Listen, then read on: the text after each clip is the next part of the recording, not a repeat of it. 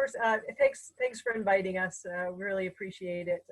But first of all, we'd like to acknowledge that Bjorn and I are located on the traditional and unceded territories of the Coast Salish, more specifically the Lekwungen speaking peoples in this area that we normally call Victoria.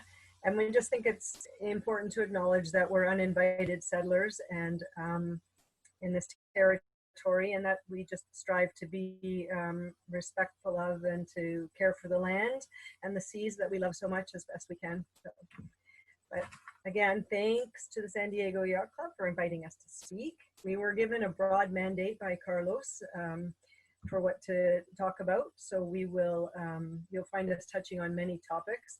We intend to share some of our cruising experiences with you that are including a few interactions in the South Pacific, as well as some highlights from our more recent adventures in Mexico. We'll also address the role that shortwave radio has played along the way, particularly on our passage coming back to Victoria this year. And along the way, there'll be some comparisons between our two different boats that we've done these travels in, and comparing the equipment a little bit. So just a little caveat, it's not our intention to tell anyone how things are done, just to let you know a little bit about what we have done. And we believe that there isn't necessarily a right way to do something, but simply different consequences or costs or benefits or reasons for doing things for each person. And everybody has to decide for themselves what their own priorities are. So here's our two babies. There's Hoku Pa'a, which we had down in Mexico between 2015 and 2020. She's a 35-foot Niagara, built in 1980, and we bought her in 2013. And then on the right, the starboard side, we have Freya, a 30-foot double-ender that we sailed down as far as New Zealand and the South Pacific back in 2004, and sailed her home, arriving back in Victoria in 2006. That photo was taken in Canada Day in Tonga, so we had all the flags we could find on board up and flying, and it was a quite fun little display we had. Last we heard, Freya's down in Bellingham, Washington, with owner Sean, and it was a very wonderful boat. The two boats differ in quite a few ways, and we'll talk a little bit about some of the differences. But both of them reflected our philosophy of keeping things simple, not just from a financial perspective, but also because, you know, the fewer systems you install on your boat means you have more time to go cruising. So a little bit more about Hoku Pa'a. She's got a couple more bells and whistles than we had on Freya. Specifically, we have radar now, which we didn't have before. That was installed just in December of last year as part of a general preparation for more cruising, hopefully in next year, but COVID kind of changed those plans a little bit. We also now have transmit capability on ham and marine SSB bands, which we didn't have before. We've got roller furling. Barb's always been a big fan of hang-on sails, and I do admire their simplicity, but it's somewhat more comforting when you don't have to leave the cockpit to haul the head sail in. And lastly, we've got a water maker, and note that the malfunctioning listed there is not a model or brand name. It's the state that it's in right now, and it's been a less than satisfactory purchase, but however, that's all right. Neither of our two vessels had a fridge, and we've gotten quite accustomed to cruising without chilling things up, and that seems to work well enough for us. Okay. Oh yeah, here's our animated slide. So the two offshore trips, there's two offshore trips that we'll talk about. First, this one that's showing up on the screen right now is our 2-year trip to the South Pacific. I'll just make a couple of general comments. Our route was not a typical one. Most cruisers from our neck of the woods head down to Mexico initially and then make their way off to the South Pacific. We decided to go straight to Hawaii. And then from there, to Hawaii was actually a pretty long kind of shakedown cruise. And then headed for the Marquesas from there. And from the Marquesas, we went westward down as far as New Zealand, and then made our way back. On our homeward route, it had us spending about 4 months in the Line Islands, and that's the area we're going to share a little bit about with you in a little while. And along the way, we were often in some fairly remote places, and perhaps a little bit more so than the average cruiser. Yeah. Okay. Thanks. The second trip that we're going to talk about is represented, well, partly here anyways. All the stuff that we did in the Sea of Cortez isn't on there, but on this trip, being older and wiser, or at least somewhat anyways, than we were back in 2004, when we headed offshore, this time in 2015, we took a different approach by breaking up the first part of the journey, which let us catch up on sleep and get settled before we made a bigger leap down to San Francisco.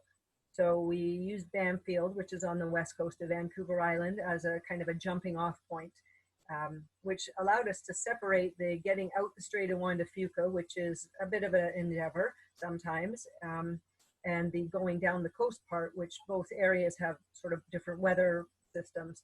So it was good to be able to break them up, and we could time our passage with the weather in a little bit of a better way. And it's actually just a lovely area to hang out on. If you make it up to the Broken Island groups, it's beautiful. So our first stop after leaving Canada was San Francisco. And then that was a fairly speedy 6-day passage, thanks partly to accurate wind forecasts through the Gribbs.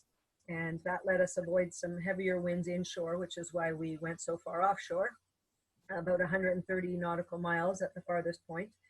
And then after we left San Francisco, after about a month there, we had some shorter passages along the way and explored a bit of Southern California and the outer Baja coast, seeing some lovely beaches and good wildlife.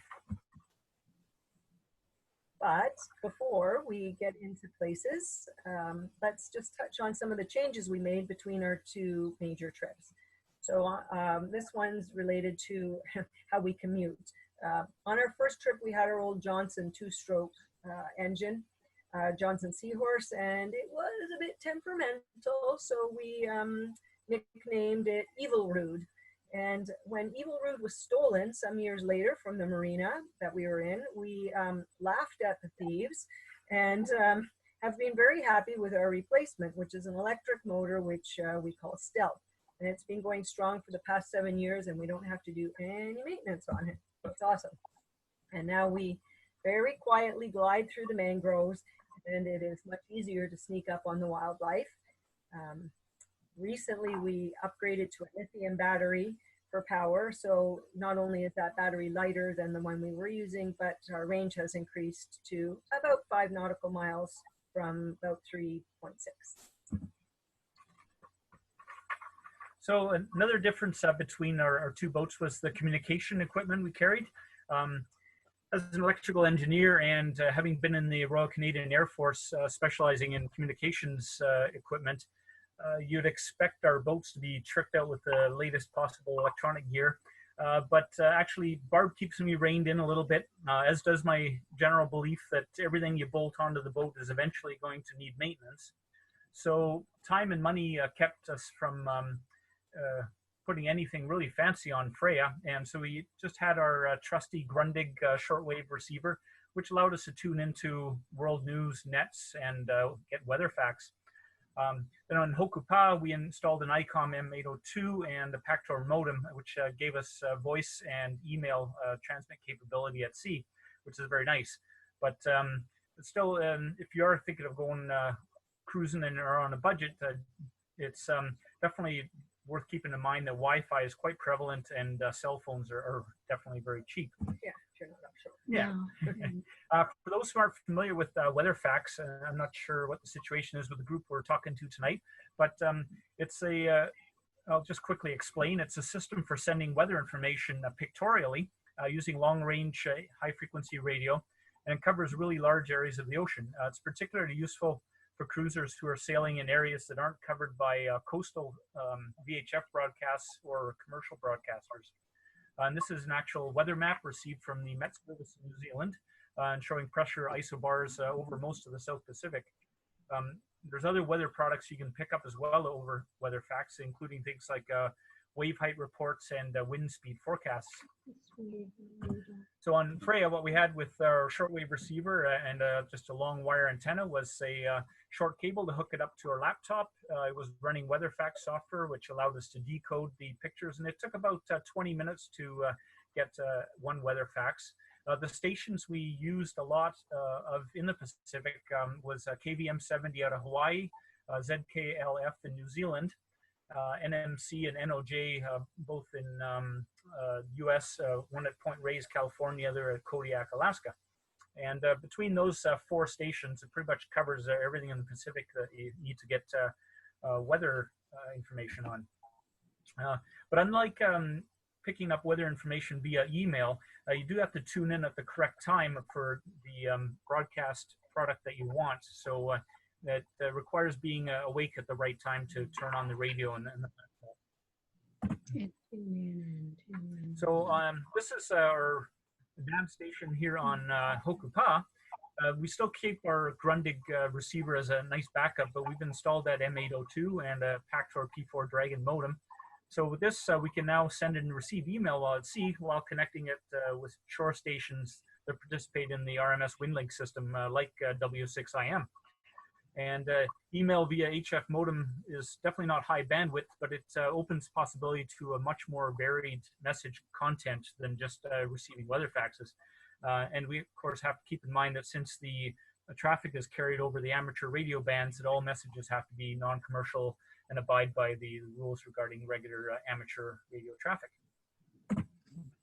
So our antenna on Hoku Pa'a is not exactly a traditional one used by a lot of cruisers. It is a backstay antenna, but whereas most folks use the stainless steel wire backstay as their antenna with a couple of insulators, one at the top, one at the bottom, we actually have synthetic rigging on Hoku Pa'a. So we're able to just thread a 14 gauge copper wire up through the hollow core of the Dyneema, and then that's our antenna. It ends just about a meter shy of the mast head. No need for insulators, and it's really easy to install, and it's been performing well for us. Our radio ground system, well, we took the advice of the renowned fellow Gordon West. I bet you guys have heard his name. He had determined through experiments that a direct connection to seawater worked best among several alternatives for getting a good ground plane for your radio. So we adhered a 1/16 inch thick copper plate to the hull with 3M 5200 and made through-hull connections via 3 bronze bolts that are penetrating the hull just above the waterline. Being copper, we find that the plate really doesn't accumulate much marine growth, and it's, again, been performing really quite well. Yeah, I guess we could, we're just going to pop into the chat section here and see if there's any questions that people might have. We can't see when we got our screen thing up. Ah, yes, right, okay. Let's see. Well, Carlos can tell us. Carlos can maybe alert us if there are questions that crop up as we're talking.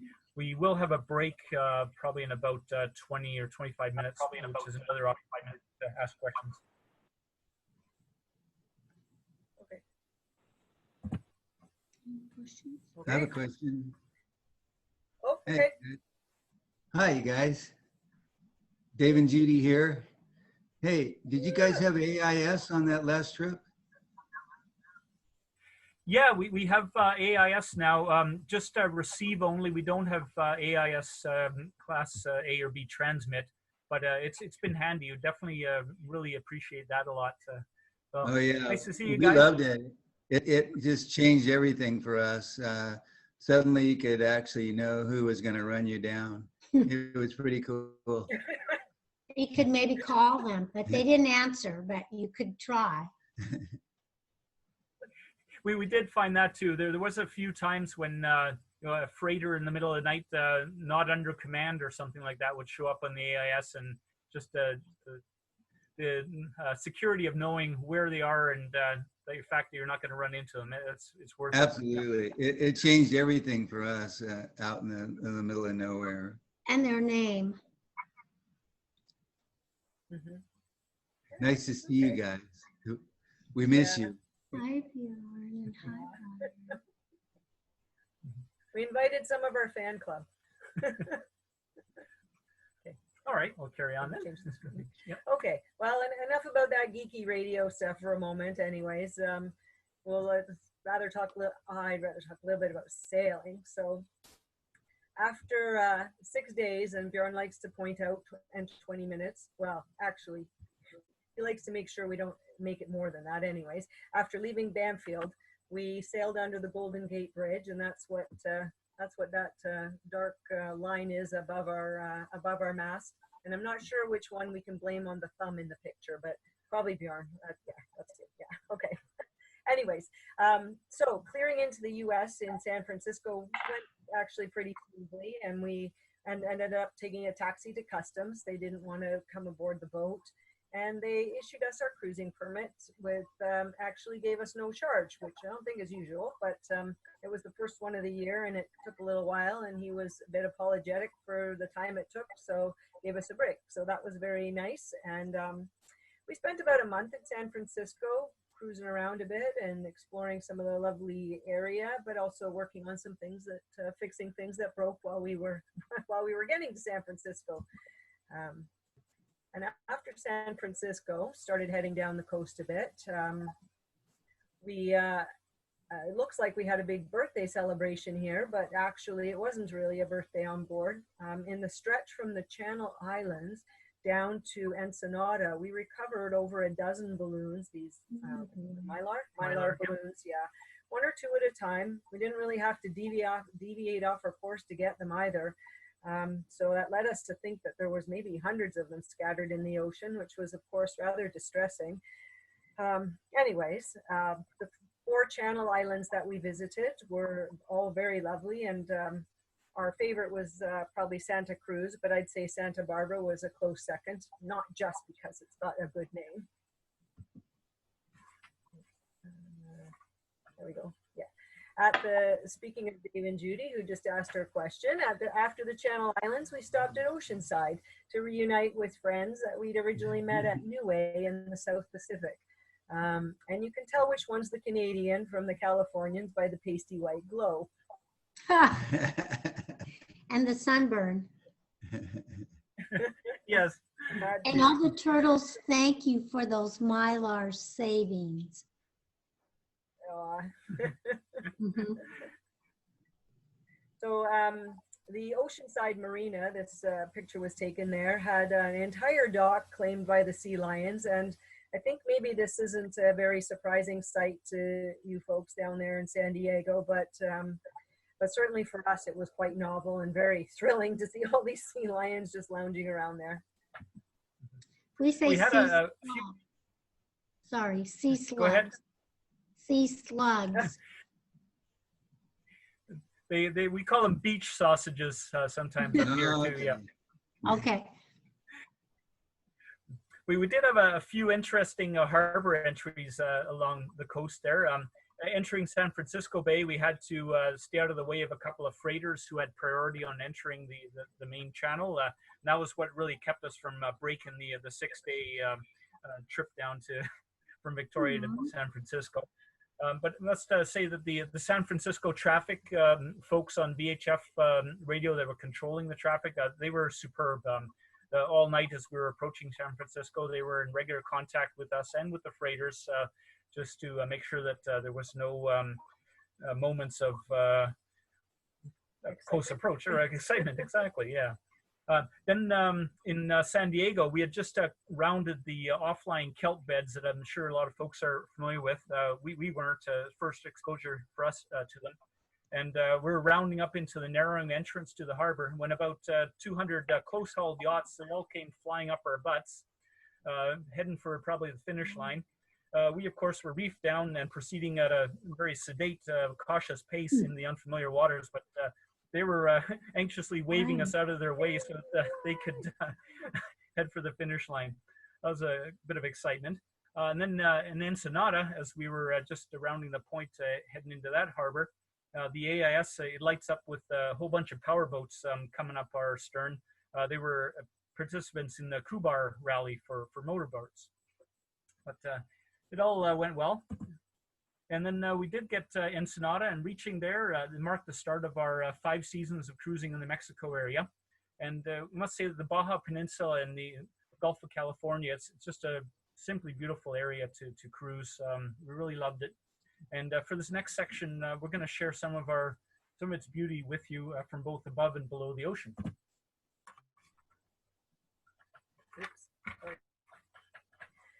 So the scenery in the Baja is just awe-inspiring. This is Los Gatos, and there's just a huge variety of really fascinating geological formations. And I found myself regretting a little bit that I hadn't paid more attention in geography class so I could understand what the heck I was looking at. But that was my least favorite subject, but it's really beautiful. Sorry, that was you. Ah, there we go. Isla San Francisco is another great spot. It's about 20 miles north of La Paz. It's got great hiking, good shelter from a lot of directions the wind usually comes from. Fishing is good there. And we've been a productive spot for our snorkeling expeditions. We've recovered a lot of objects off the bottom, none of them ours. There's been a towel, a matching plate, a cell phone, and it's just definitely one of our favorite haunts. There's a National Geographic cruise ship that occasionally stops by the anchorage as well. And if you time things right, you can head for the beach in time to share their beach activities. And we've even received a bottle of wine from the steward in the past, which was a very nice thing of them to do. The plants, especially to us northerners who live in the rainforest area, are fascinating. But, and we have so many pictures of cactuses, we will spare you from showing them all. It's really, for us, a common undercurrent of our travels and things we like to talk about and take pictures of. It certainly reflects our enjoyment of wildlife and scenery. And we find that while we're out cruising, we're just exposed to more areas, and we're outdoors more. We sit out in the cockpit almost all the time. We tend to prefer the less populated areas, so we're more likely to get wildlife encounters, I think, and our time is more unscheduled. So things that happen, we're just kind of there ready to take advantage of them. So just some of what we get while we're cruising that we enjoy. Well, okay, there's one more really good cactus here that I wanted to show, but also it shows another one of the highlights of cruising in general, which is a chance to hang out with lots of fun and interesting people. This is a osprey, and ospreys, along with turkey vultures, we often saw them perching on the tops of the cardon cactuses, and the osprey also on any kind of high rocky spot. And we've even had one on our mast tearing apart a fish while it was up on the top of the mast, which made quite a mess, but it was interesting to see. And just love the iguanas. They're just really cool. And I think maybe it's partly because we don't see them up here, but I just think they're cool. And often when we're sitting down below or even in the cockpit, we'd be alerted to something exciting happening because there'd be a change in the water sounds of the anchorage. The pelicans, they make a huge sploosh when they are fishing. You can imagine like something the size of a Thanksgiving turkey dropping from 30 feet into the water. And we love the mobula rays too, because when there's a school of them popping out of the water and going airborne, they start sounding a lot like popcorn when there's several dozen of them all flying at once. It's quite neat. Timbabiche was a good spot for bird watching, and I think it was also a good lagoon for going up with our dinghy. The pelicans are definitely better fishers than us, and this one seems to have gotten one fish sort of slightly sideways in the throat, I think. Isla Isabel, which is about 50 miles northeast of Mazatlan, that was one of our favorite anchorages. It's a national park. It's filled with land, sea, and air life. And in January, when we were visiting, the blue-footed boobies were congregating on the beaches, some of them incubating eggs. And they're just tremendously fun to watch. There's a lot of throat gurgling going on and feet lifting one at a time as they sway and try to attract each other's attention. The one at the bottom there seems to be doing a photo bomb for us. So they were a lot of fun to watch, and they really weren't bothered by folks walking around as long as you didn't tread on them or their nests. They seemed to just stare at you. That anchorage was also great for humpback whale watching, because a lot of them were circling Isla Isabel. Many of them had youngsters along. We could hear their songs sometimes through the hull. And we have a hydrophone on board now, and so we recorded some of their fragments of their songs, and it's actually on our website there. You can tune in and have a listen if you're interested.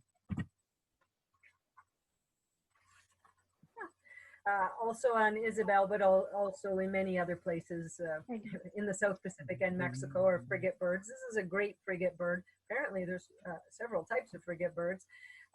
And these ones occupy kind of more inland parts of Isla Isabel, and they nest in the trees, so not on the ground where the boobies are.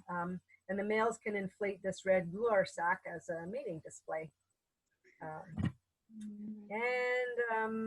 After the mating display, a little later, I guess, we get, here's a young chick with a parent, keeping an eye on it. And we just really enjoy the frigate birds. They're so graceful and swooping. They swoop down from the water and very daintily can pick out fish. They don't even get wet. But they also can be rather rude and harass the boobies quite nastily and steal the boobies' fish. I think we'd heard that was called kleptoparasite. Something like that. Kleptoparasitism, I think, yes, that behavior. And a day's sail from Isla Isabel is the large port of Mazatlan. Lots of marinas lie on its northern section, but it also has a nice anchorage that's southeast of the town. It's near the main port entrance, but it is away from all the shipping traffic, so that's where we gravitated. Then you have to you can take a little ferry across to get into town. And at on the beach here is a restaurant, and Bjorn was very impressed by the shrimp pizza. Yep. Yeah. I'm wandering around the town, which is kind of like a suburb of Mazatlan. And I've forgotten, it's on an island near it, but it's sort of less of the downtown big city part. We came across this family that had a peanut roasting business just right out there on their front lawn selling peanuts. And we've never had peanuts that were so freshly roasted. And wow, it really makes a difference. They were really good. And we returned the next day for more. That's the next page. That's okay. Let's see. Just, Mexico is beautiful for sunsets, and again, we'll spare you from showing all the sunset pictures we've taken over our time. But this one was a lovely one near Mazatlan, and we also in the evening one night heard the Princess Cruise ship leaving the harbor playing the theme song on its horn, the theme song from the Love Boat, as they headed out to sea. Mazatlan means land of the deer in the local language. So wandering around town, we spied a lot of statues of stags as we were looking at the scenery along the Malecon. And one of our main reasons for visiting Mazatlan this time of year was to experience the world's third largest carnival. Preparations for that week-long festivities, they began days ahead when they were erecting dozens of these Pacifico beer tents along the Malecon. I swear there was probably one every 50 or 100 meters along the dozen miles of the Malecon. So it was definitely going to be a big bash coming up. And it's worth pointing out too that Pacifico is actually brewed in Mazatlan itself. So that was one of the major sponsors for the event. They also spent large portions of each day hauling large blocks of ice to each of those beer tents just to keep the beverages cool. Now, next up, we're going to show you a short video of the parade in the nighttime, the early evening. And I'm not sure how well the video will come through, but if you get some stuttering or whatever, apologize. Just put up with it for 50 seconds, and then it'll be over, and we'll get back to the regular slides.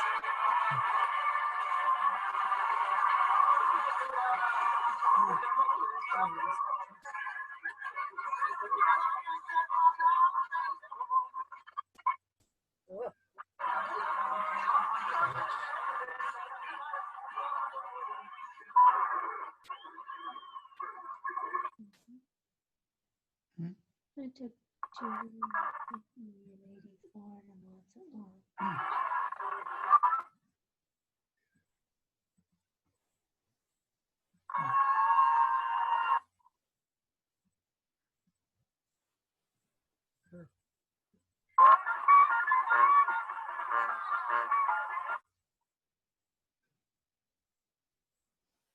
It's not a lot of clothing. That's a touch screen. That's not a lot of clothing. I saw that. Or any. Mhm. Okay, so sorry if that didn't come through all properly, but it was difficult to convey just the general excitement of the parade time without having an actual movie and sound effects. So the still picture didn't quite do it justice. But anyway, we definitely enjoyed being there in Mazatlan in the time of the Carnival. But also another thing we really enjoy is being in the water, snorkeling and spying on all the wonderful sea creatures. So let's share some of those pictures with you.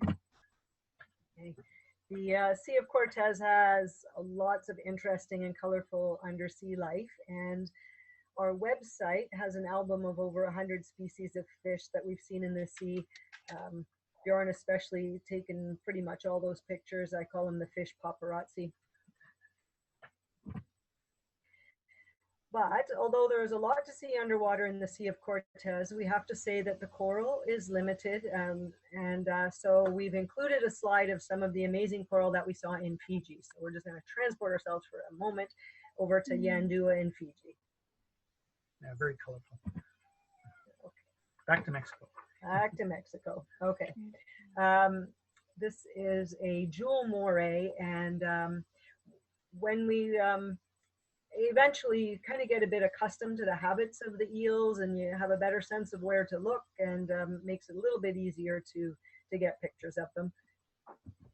Says I, who don't take most of the pictures, but the water visibility varied with the locations and the time of the year, but on most of our snorkel outings, even if it was kind of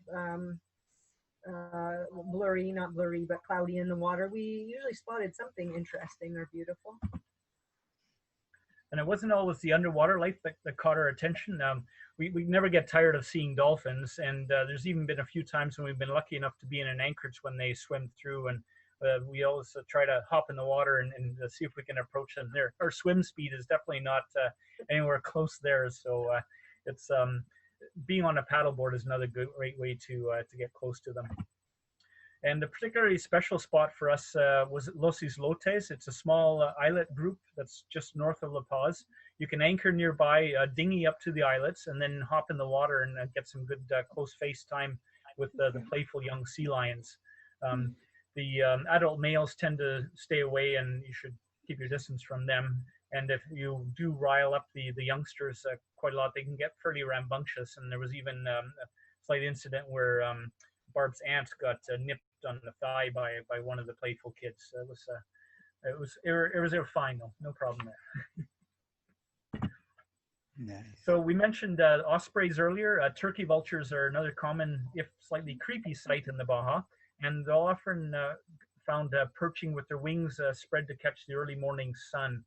I put this one in black and white just because it was such an interesting photo. But before we take a short break, we just wanted to mention another event that was less pleasant, which features prominently in our memories of the Baja. So in 2016, I guess, the spring of, that was the end of our first season cruising in Mexico. We left the boat on the Hard in Guaymas, which is located about halfway up the Sea of Cortez on the mainland. And in September of that year, Hurricane Newton's path took it right over Guaymas, and Hoku Pa'a was knocked off her stands. One of the things damaged was the mast, and it was a compound bend with a bit of a twist to it as well. So that plus a little bit of the other damage caused the insurance company to write off our boat. We bought her back and fixed her up, doing most of the work ourselves, and we're back in the water about a year and a half later to continue our cruising. By the way, importing a mast from Canada across two borders down to Mexico was definitely an exercise in dealing with bureaucracy. But got it done, and it was just half a foot short enough to fit inside of a long tractor trailer truck. Oh, there we go. We thought maybe it'd be good to have a break partway through, but before we do that, seems like we should give an opportunity for questions. So what was the installation question about? Was it the radio or the antenna or something different? Yeah, the ground plane that you guys installed. Yep, we installed that ourselves. The boat was hauled out for just some other reasons. It actually was pretty darn simple. We bought for $35 the sheet copper, cut it to size, and just with a soft mallet, pounded it into the shape to match the curve of the hull. Scraped off the bottom paint where we were mounting it and glued it on with 3M 4200 or 5200, I think it was, and then drilled holes for the 3 bolts that have the electrical connection through. So that went quite smoothly, actually. And in fact, when our boat was knocked off the stands, one of the stands scraped up against the ground plane but didn't rip it off. So definitely it speaks to the strength of that 3M stuff. 5200. That's right. So there's another question. Other than the missing engine from your dinghy, anything else walk away? Well, actually no, and that was at our marina here in Victoria that we lost that little engine, and it was on the back of our, on the back of Freya, not on the back of the dinghy. I guess we either hadn't locked it up or it was a cheesy little lock, probably. Yeah, but somebody must have just dinghied up in the middle of the night and took it off, I think. But everything else was fine. Yeah, there's been really no big thefts. We've had laundry go missing. I think one of Barb's bras got swiped once. But it's just been fine for us anyway. We have heard that the larger dinghy engines, the 10 horsepower to 25 horsepower size, those are popular for thieves in the Mexican ports, and we definitely have run into friends who have had those things stolen. One of the drivers for that, we had heard a few years back, the government had mandated that the fishers have a backup engine on their fishing pongas when they set out to sea. And a lot of them, of course, have trouble affording probably even the one engine that they do have. So I'm sure that probably served to create a bit of a market for stolen dinghy engines for a while there. Yeah. All right. Well, I propose we'll take a 10-minute break for bathroom or fridge or whatever sort of wine reprovisioning you need. And let's start again there at about, what would be 5 minutes too, I guess, right? 5 minutes to 8? Yeah. Okay. Yeah, it's got earrings. Thanks for your attention so far. Oh, and now is probably a good time, if it's past your bedtime, to sneak out of this virtual room without us noticing. Put our screen back up. up. Let's. So Carlos had mentioned, this is Richard, that I had posed a few questions in an email, but I was just curious, were you mainly on 40 meters with wind link from down towards the tip of Baja versus 20 meters from South Pacific on wind link? Yeah, for us in the Baja, the best frequencies was usually either 7 or 10 megahertz, and usually about half an hour after sunrise for probably the next hour or so. That was when there was a really nice window both up to California, and I guess there's a station in Texas as well. I've got a slide coming up a little bit later with some of the stations that we were using a lot. The nighttime propagation was a lower frequency, of course, but it was just usually pretty bad for data because there was so many other competing stations. It was hard to actually find one clear frequency that you could use. So we tend to just do our email exchanges mostly around between 7 or 8 o'clock local time in the morning. Oh, okay. And I was just curious if you have any stories about what not to do with radio. Did you have any problems or learned lessons with radio on the boat?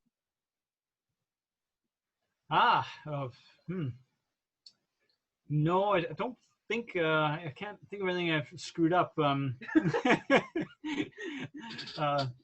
Yeah, my background was as a communications electronics officer in the RCAF, and so got to play a lot with radios when we were driving around in 5/4 ton trucks, the mobile command posts and that. So I think that probably developed a good respect for proper procedure on the radios at that time. No RF interference. Well, I did. I was just curious. Our installations are pretty quiet.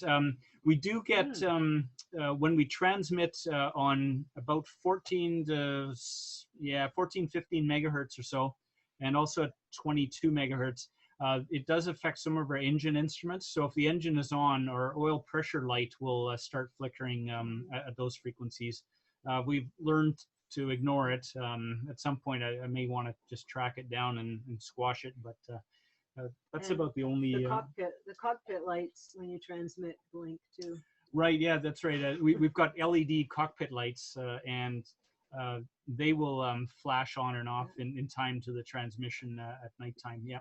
And sometimes you were covering up the solar panels because that was interfering, wasn't it? Or was that with the VHF? That was reception, and that's right. Our solar panels, they've got let's see, what is it?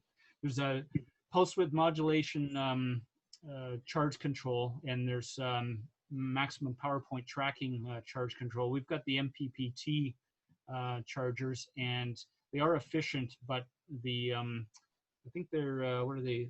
Blue Sun or Sun Blue? I'm trying to remember the actual model of them right now, but they can interfere on the 7 megahertz band with the reception. Like you hear a very slight whine, and it's enough that the data rates will drop a bit if those are on. And it mostly happens when the sun is just hitting the panels. If it's full on sun during the daytime, we don't hear it, and if it's nighttime, we obviously don't hear it. But just the partial illumination seems to be enough for the solar panel chargers to start squawking a bit on 7 megahertz. Oh, okay. Well, thanks for your comments. Yeah. Yeah, well, someone else's installation will be quite different, I'm sure.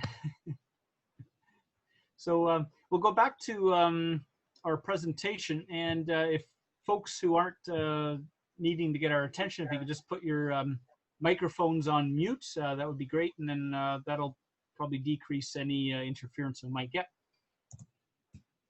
So let's launch back into the presentation then. It's you, I think. Is it me? I want to say we're going to go to the South Pacific now. Yeah, all right, great. So our return path from New Zealand, it took us through Tonga, Fiji, and Samoa, and we passed from the South Pacific back into the North Pacific via the Line Islands. It's a part of an island chain that stretches northwest, southeast from the equator, and they started about just due south of Hawaii, as you can see here. We visited 3 of these islands, Christmas Island, Tabuaran, and Terena, and they all belong to the island nation of Kiribati, which is a very widespread island nation. The photo you see there of Tabuaran, it shows the typical coral atoll where you have a fringing reef and land, and then in the center a lagoon with shallow sheltered waters. Quite picturesque.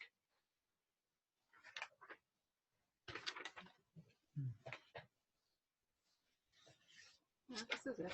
Okay. Yeah. Oh, sorry. There. They just got flipped. Sorry. Yeah. So Tabawaran, it's also called Fanning Island. It's a coral atoll just north of the doldrums. So it does get the occasional rain squalls running through, enough to keep the ground irrigated. And seaweed farming and harvesting is their main source of outside income. But coconuts and fishing, they also form a large part of the locals' economic activities. The seaweed is planted between stakes that are stretching in lines along the seabed, and it matures. After they bundle and dry it, it's sold for use in food making because it's got a high carrageenan content, which is a thickening agent that's used in ice creams and so forth.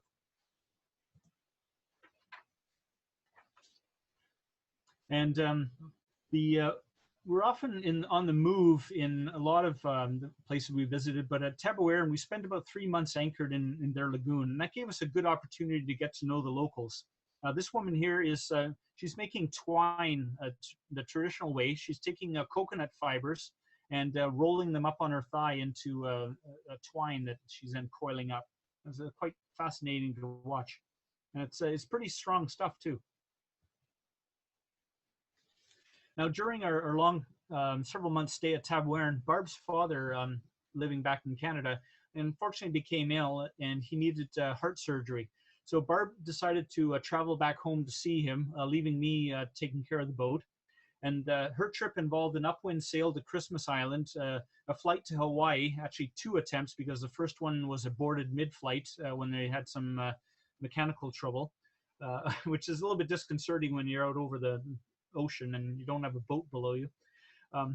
And then when she came back, she had a 24-hour passage on the Namomi, which is this decommissioned, dodgy-looking Korean vessel that was bought up by the Kiribati government to use as an inter-island transport for cargo and people between the far-flung islands of Kiribati. And this was a bit of an experience for her. She came down with shingles actually post-trip and during the trip. Yeah, so had to take care of that as well when she came back. So that wasn't a fond memory of hers. Meanwhile, I was back on the island having a fair bit of fun. This was one of the opportunities or times when it would have been nice to have had email on board. Fortunately, one of the other cruisers in the anchorage, they did have radio email, and they were able to pass on messages between Barb and I and her dad via their ham radio. Right. Yeah, so for the month that I was away, Bjorn says he was working on boat projects, but the photographic evidence perhaps suggests a little bit differently. Here's apparently a birthday being celebrated involving a barbecue and dancing on the bar top, drinking of fermented coconut flower sap, which is called kokio. But actually, he was also working on our boat and also on another boat. One interesting project we got involved in was helping patch up and paint Boarasu's canoe here. And the project, which was just to patch up just a few little holes, grew into quite a larger project to pretty much rebuild the canoe, and certainly learned a lot about the construction of these traditional craft. Yeah, they don't use nails or screws to attach the wood pieces together. They actually use, well, traditionally they would use, the coconut twine, but they actually have more modern ropes and I guess, yeah, fishing line and that sort of thing, synthetic lines that they use now to lash the bits together. But this gives it immense bit of flexibility so that when it's passing over the waves, it can flex rather than break. Okay, yeah, and Boarasu, after we finished fixing the canoe, took Barb for a ride across the lagoon, and he was happy to have it fixed up again, as he can now use it for fishing, wandering further away from his home village. And he had a large family. I think he was... I think he had 10 kids. 10 kids, yeah. And his wife had unfortunately passed away. Yeah, so he was quite ecstatic to be able to be fishing again. We found those sailing canoes are quite quick and seaworthy. And interestingly, when you tack, you actually shift the mast from its position at the bow back to the stern, and then the stern becomes the bow again. That's quite a neat way of sailing. The pontoon always stays to windward when you're sailing. And then this photo is showing the local school bus, which is a launch that brings students and supplies across the lagoon pass, because there's two main villages on the island, and the school's on one side, so that the school kids all sort of commute to get to the other side of the pass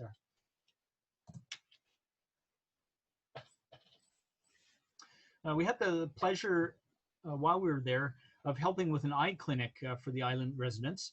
And the focus of the event, the person putting it all together really was Carlton. He was a kind Texan who several times a year back then made a trip to islands like Christmas and Tabuern, where medical supplies are scarce. And he solicits donations back home and pays for some of the supplies himself, boxes it all up, and then gets some cruise ship company or some other volunteer airline to bring it into the location, where then he helps out with the reprovisioning, resupply, or in this case, the testing of people's eyes and distributing eyeglasses. This time he came by the cruise ship.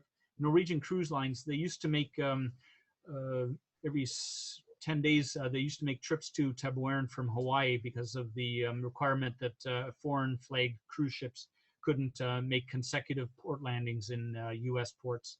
So this counted as a foreign stop. That's since been repealed, and NCL no longer comes to the Tabuern. During the week, we spent helping out with Carlton's eyeglass clinics at several villages. I was testing people's distance vision using this universal eye chart, located a very exact 20 feet away under ideal lighting conditions, as you can tell. And there's always, whenever anything is happening, there's always a large crowd of interested spectators gathering.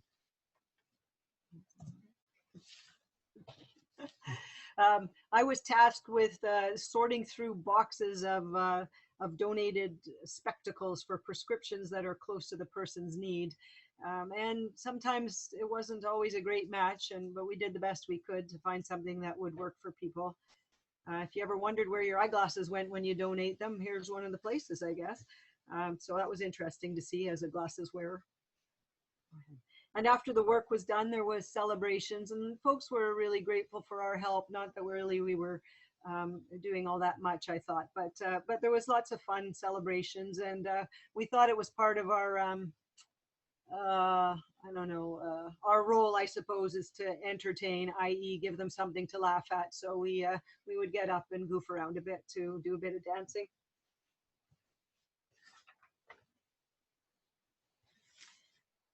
And another project that was related to this trip by Carlton's is he had brought a radio for the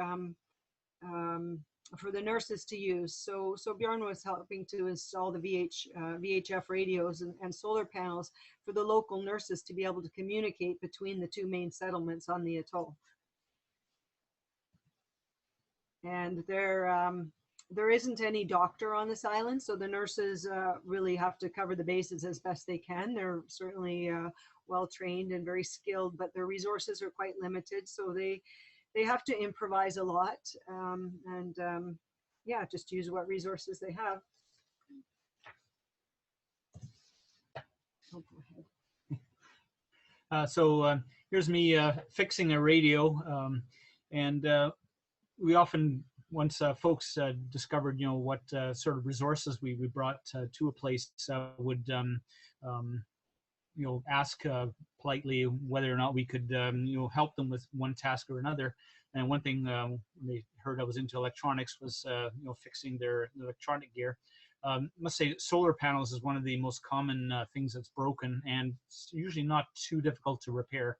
Often what will have happened is someone has hooked it up backwards to the battery they're trying to charge, and so they've blown out one of the traces underneath the glass. So with a little bit of surgery, one can expose that and solder it back together and get it working again, partly. So, but when you're bringing gear on board the boat, you have to be careful, because there was one boom box we took aboard, and upon opening it, we discovered there was quite a large infestation of cockroaches inside it, and that was very creepy. And we very quickly got that off the ship. Yeah. And fixed things on shore from then on. Yeah. We did a little bit of touring around, took some trips to the outlying areas of the atoll, which is actually several hours by bike to the windward side. We were able to borrow some bicycles. So that was entertaining. And there's a knotted coconut palm here, and I guess we could say there's a nut trying to climb it.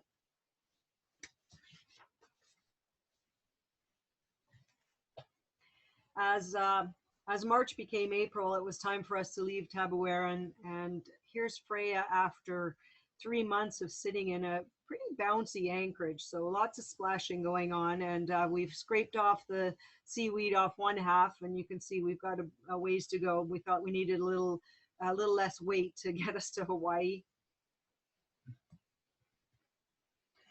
So one unfortunate event, a small one, besides the theft of Barb's bra, that happened as we left Tabuaran was our masthead VHF antenna. It was taken out by a frigate bird, and we rigged a temporary antenna and carried on.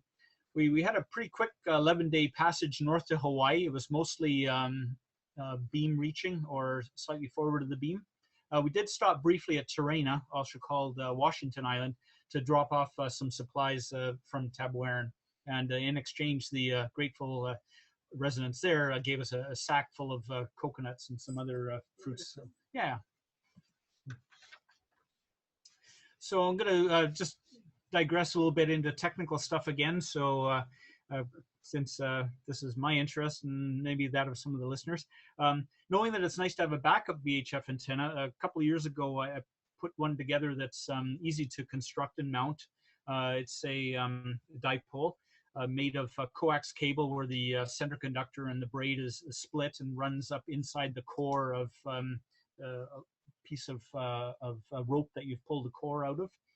And what that does is makes it easy to assemble and to mount. I'll show you how it's mounted in a moment. This one I tuned specifically for AIS use as opposed to VHF voice frequencies, and ended up with a pretty good performance. It's got an SWR of 1 to 1.12 at 162 megahertz. And using it for our AIS, it avoids the need for an antenna splitter installed on the main VHF antenna. Here's the antenna installed. So we just tied it between a eye on one of the spreaders down to one of the lower shrouds. And I guess it helps a bit too that our rigging is synthetic, so there's less metal there to detune the antenna and give reflections and so forth.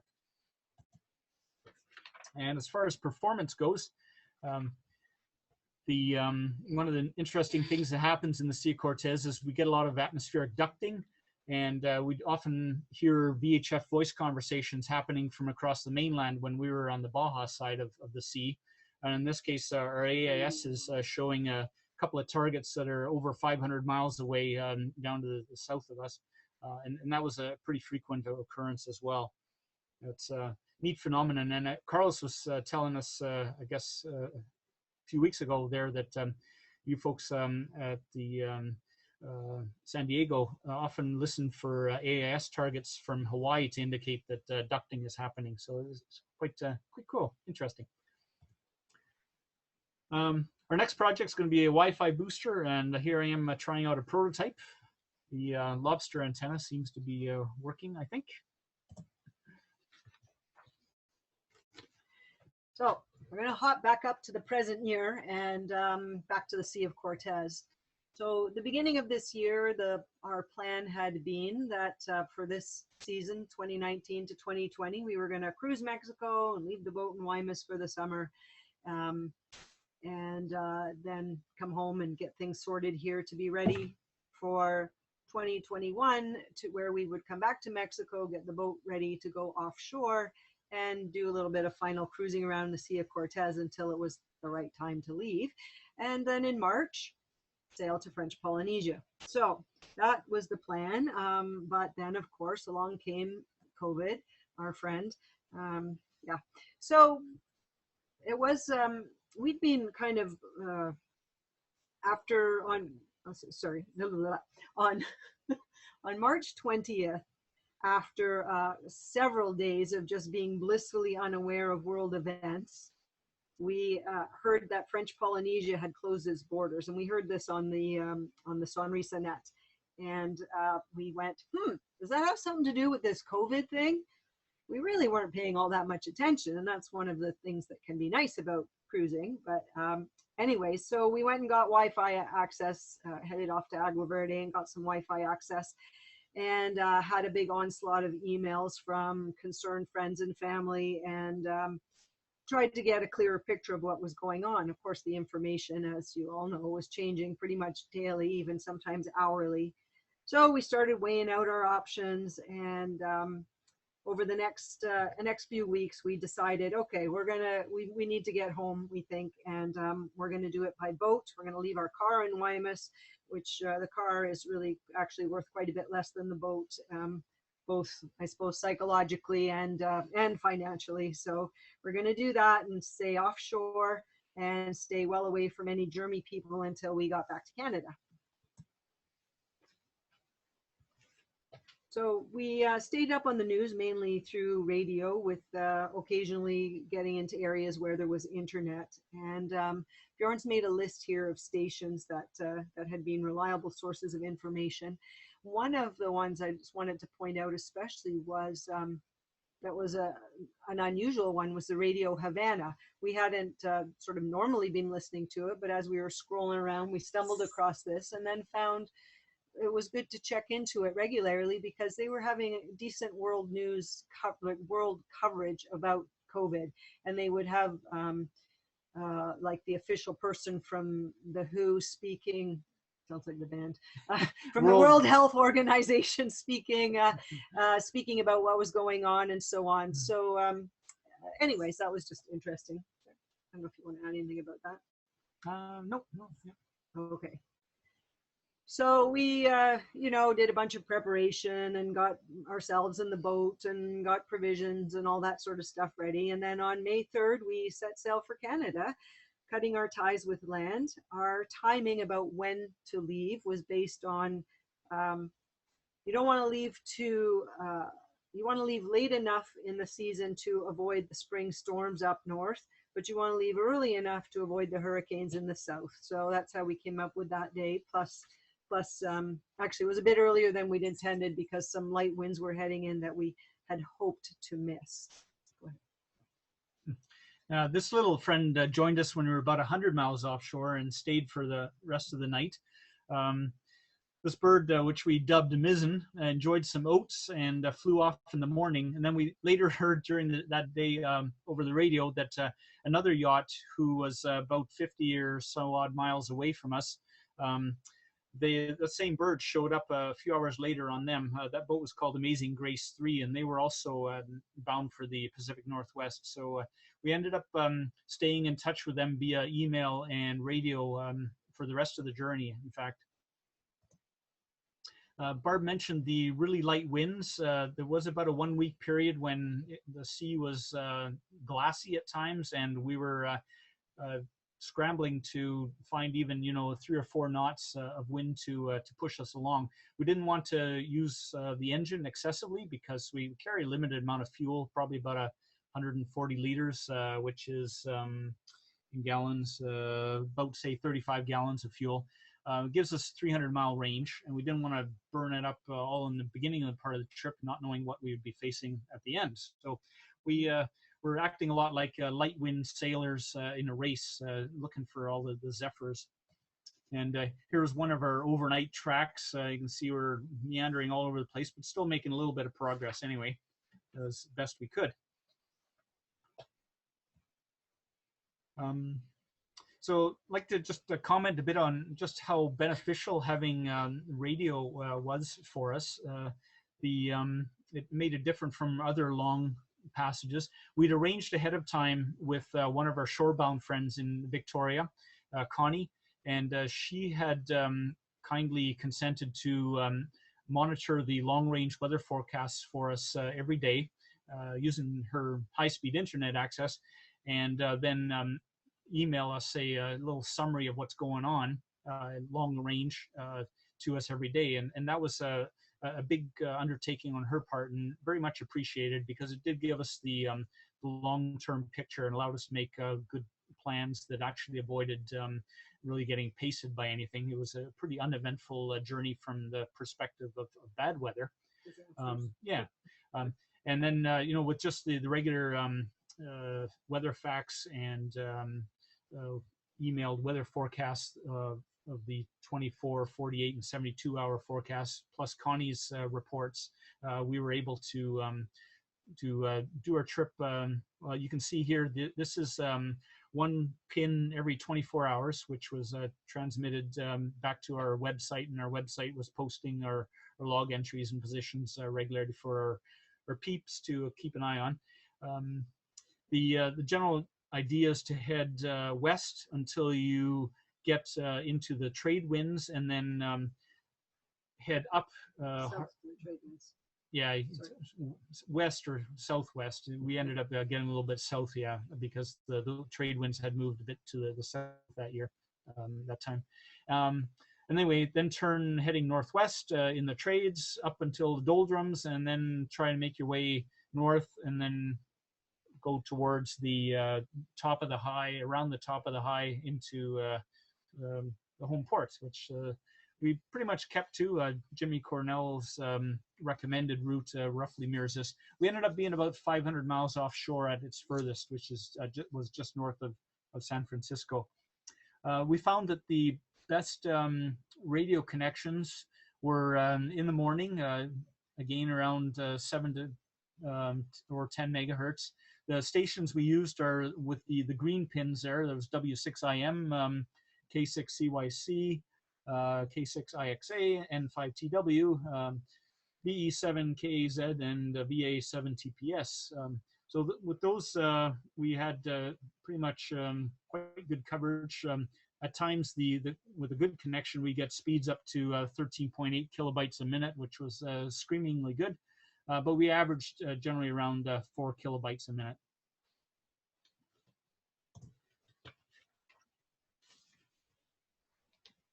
Having the radio, as Bjorn mentioned, we were in communication with Amazing Grace 3, and this is actually, well, not the Costco ship, but the little boat in front of it is Amazing Grace 3, and we were really surprised to see that our paths merged.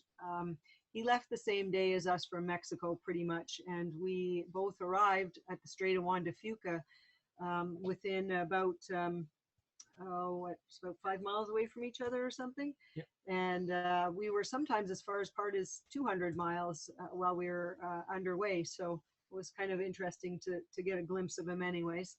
But it was helpful to have the radio, to have daily communication with Kim on Amazing Grace, because we could compare conditions, or what have you got over there? Okay, you're 100 miles away, and what's happening? It helped each of us to make some decisions about what to do, and to maybe discuss some strategy. How the heck are we going to deal with this system that's coming up, and so on. And also, just a bit of morale boosting, I guess. He was single-handing, so I think maybe he'd like to have a little bit of company to talk to. And also, maybe it was good for us to talk to somebody else, I suppose. And nice to just share some of the highs and lows. And with the radio, we also had, it was nice to get those morale boosting emails from people at home as well. So through the email, we were also able to find out about the local conditions as we approached Victoria, find out about the currents that were at Race Rocks. Given the name, you might guess that the currents can get pretty gnarly there. Race Rocks is about 6 or so miles from Victoria, and we were able to time our arrival to avoid a nasty ebb current, and also to avoid a gale that was in the area. So what it meant was, going down the Strait of Juan de Fuca, we had to really slow down a lot, but that was better than getting pasted, we thought. And also, I will admit that I wanted to put this slide in because it was kind of an excuse to show you a nice picture of the nice scenery up here as well. And the the radio also meant that people knew when we were arriving, which was quite different than the last time we came back after our 2-year trip. So it allowed that there was a docking space already arranged for us, which was very nice. And there was we were surprised by a nice socially distanced greeting party after we had cleared customs. So that was all good too. I think. Gosh, right, Bjorn, we did get through that quicker than I said. I was worried we were going to take too much time, but I think we're okay. So that's as much as we've prepared to talk about, although we can go back and elaborate on several things if you like. But we just want to really thank you for your interest, and also to really thank all the radio operators that supported us during our journey and that support other people in both cruisers in their journey, but also, of course, we know you do more than just cruisers as well. But here's an opportunity for questions or comments. That was super. Thank you, guys. Thank you. Yeah, go ahead. With what you guys did. You know, you look at all the fancy equipment that boats can have and what they're trying to sell, and what you guys did is just took the basics and exceeded the limitations, and your spirit of adventure really shone through to me. And I've got such a fever now to figure out how I could go cruising. Now, of course, you guys came back to Canada and the border was still closed to us gringos. Is that right? Yeah. Yes. Yeah. So we're waiting. We have a boat in Sydney, and the border's been closed since March. We had it delivered to Bellingham in June and enjoyed about 3 months, and then returned the boat. Had to have it redelivered back to Sydney, the Van Al Marina. You may be familiar with it. And yes, when we came home, but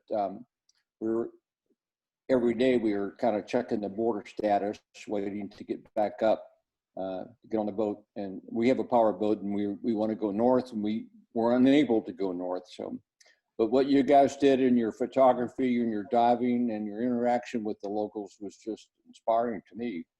And I really appreciate your presentation. Thank you very much.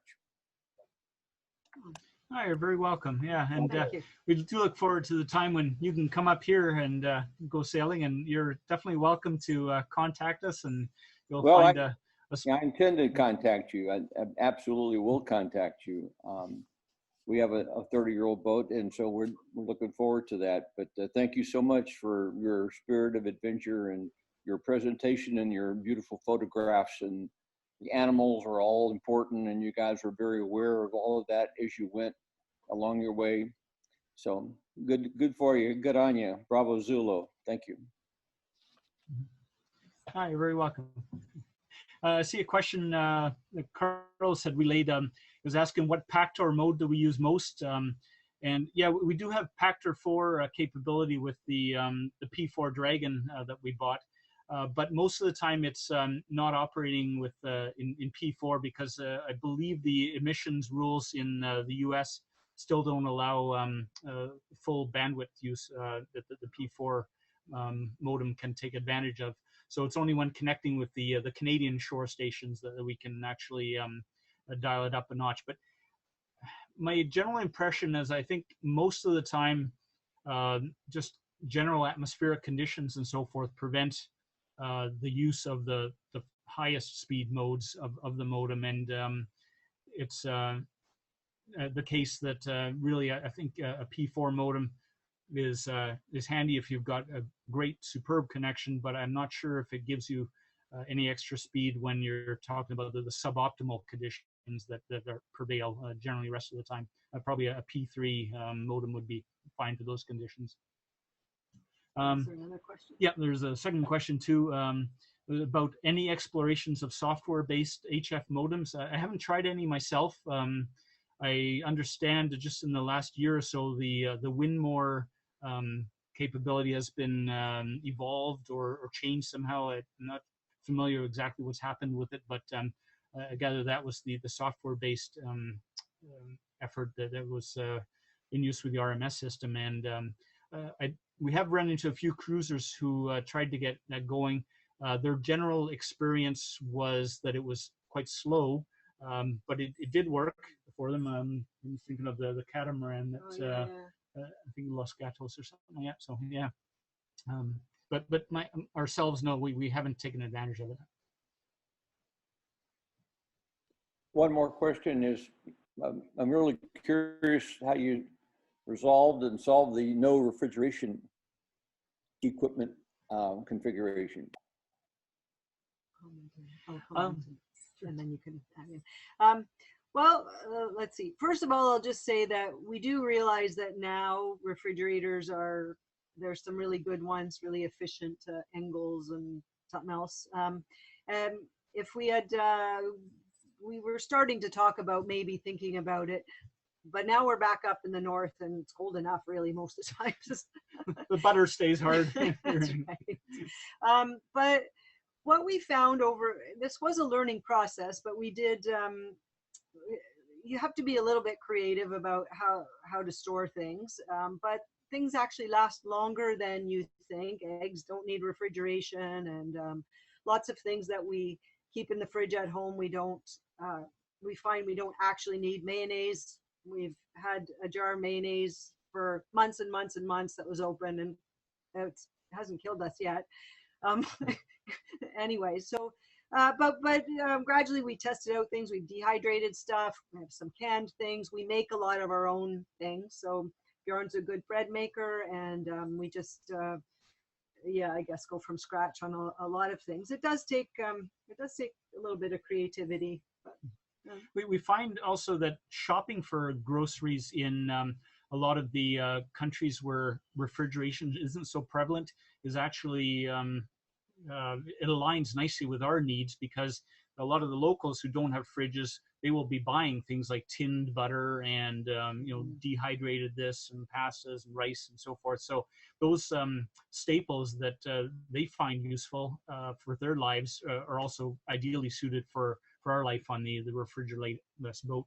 And then I guess we should also have full disclosure here. We do have a small 12-volt car cooler type of thing that can hold 4 cans of beer or pop or what your favorite beverage is. So we are able to enjoy a cool drink once in a while. But definitely, whenever we run across cruisers who have ice cubes available, that's a real plus, and Wow. we do take note of that. Really cool. But we did see some folks who, I suppose maybe you'd say, were on the opposite end of this, because they had a freezer strapped to their deck. Now that wasn't their initial plan, but they had just left from, I think, maybe San Diego area, and or somewhere in California anyways, and I think at the last minute they'd bought this freezer, and then it didn't fit in their boat, so they said, well, we weren't going to leave it behind, so they had this huge freezer strapped to their deck. So. Great. I see a question from Brad saying, our beam points from SDYC to the Sea of Cortez, and is asking if we remember if we had more connections with other WinLink stations while we were in the Sea of Cortez, or if we more commonly connected with W6IM. I ask because we might consider pointing the beam more towards the southwest if that's better for our users. I'd have to check our radio logs to see where we actually had the best connections. I do recall that we did make a connection with W6IM both in the sea and also on the open outside of the Pacific. And I think around the latitude of probably San Francisco, or a little bit before that, was when we switched over to using the British Columbia-based stations. We were starting to get better performance out of those than the ones based on coastal California. That's just my general impression. I can see if the radio logs show which connections we most often used, and then I can email Carlos, for example, with that information if I can dig it up.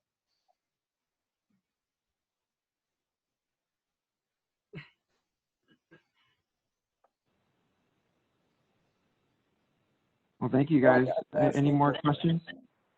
Um, in all your journeys, what was the most challenging equipment failure that you encountered, and how did you fix it?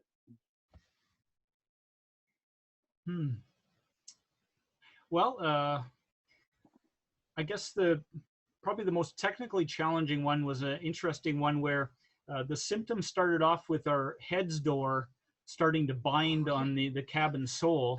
And we thought it was just because we were heading south into more humid conditions, and it was just the wood starting to get a bit fatter, if you will. Our heads door on Freya was hinged to the compression post under the mast. So it was a deck step mast, aluminum mast, and then there was a wooden post that went from the point of contact of the deck down to the keel, and that compression post formed the corner of the heads.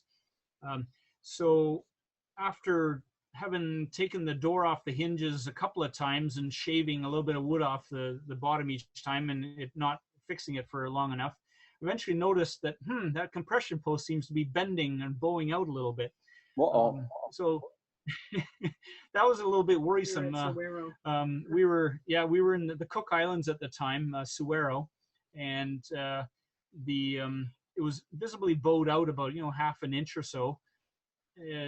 We didn't know for sure that the rigging wouldn't just kind of come down all of a sudden if this thing decided to snap. So we reinforced the compression post with a broomstick that was butting up against the bulkhead to the other side, and we had to duck under it every time we wanted to get to the head.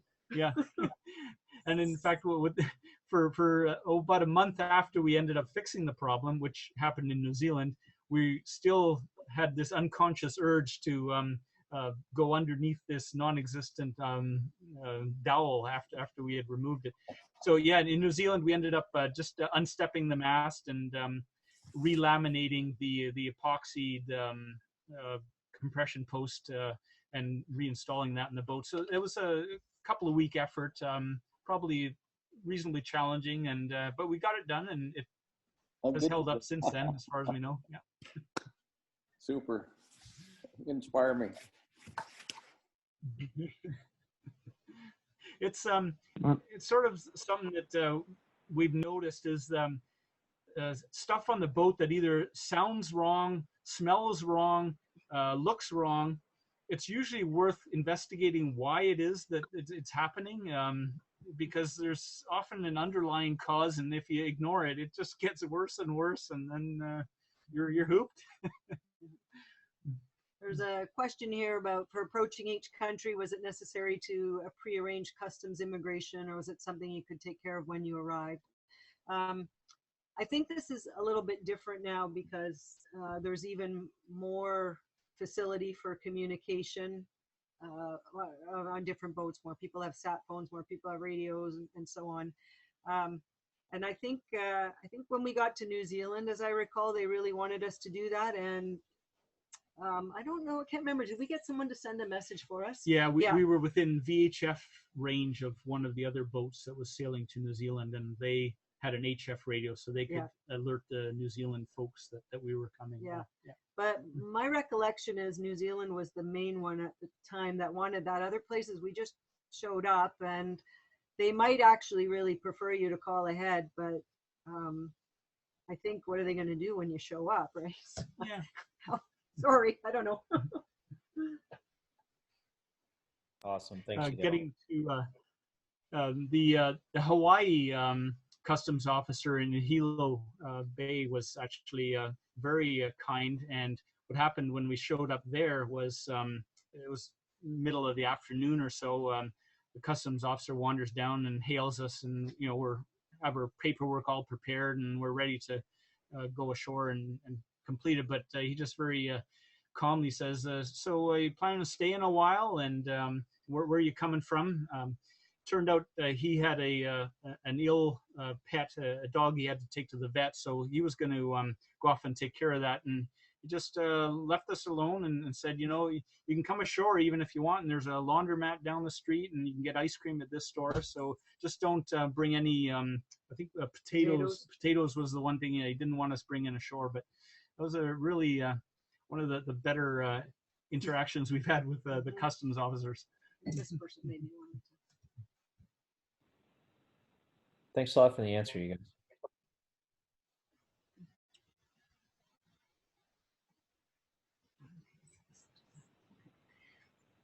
Any other questions, or should we call it a night? Oh, I just have a Folks comment. are. I have a comment. Oh, sure. Go ahead. I sailed with these guys for quite a bit, all over the South Pacific for a few years, and they're amazing. This little boat, Freya, and everywhere we'd go, this little boat was there, Freya, and they're just amazing. They you know, they just go, and it's pretty cool. These guys are amazing, and they're resilient, and it's been a great pleasure having sailed with them over the years, and look forward to more years of sailing in the future. And I'm so excited for you guys that you're still out there doing it. Keep doing it, and love you. Thanks, David. Yeah, if people want to Okay. contact us, our email was on the slide, and Carlos has our email address as well. If you want to get a hold of us, feel free to reach out. Yeah, just saw Yeah, your thank you. website with all the great photos of fish that you've taken. That's really something, your collection there, the photos. Yeah, we have thousands of photos. Thanks very much. You're very welcome. I'm Yeah, glad you guys got in touch with us, and it was a pleasure. Thanks again.